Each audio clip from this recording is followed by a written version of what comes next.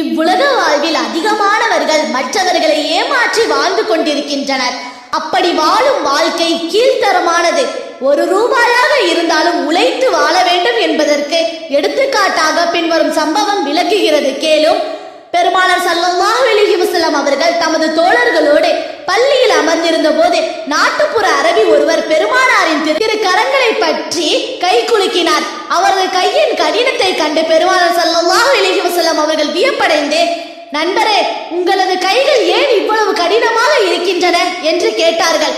எனக்கு விவரம் தெரிந்த நாட்களிலிருந்து நான் உழைத்தே வாழ்க்கை நடத்தி வருகின்றேன் என்று அவர் சொல்ல, உடனே பெருமானார் ஸல்லல்லாஹு அலைஹி வஸல்லம் அவர்கள் அவ்வரபியின் கைகளை எடுத்து தங்கள் திரு கண்களிலே ஒத்திக்கொண்டு, உழைத்து உரமேறிய கரங்களே எனக்கு பிடித்தமானவை என்று கூறினார்கள். இச்சம்பவத்தின் நீதி என்னவென்றால் உழைத்தே வாழ வேண்டும் என்பதே ஆகும்.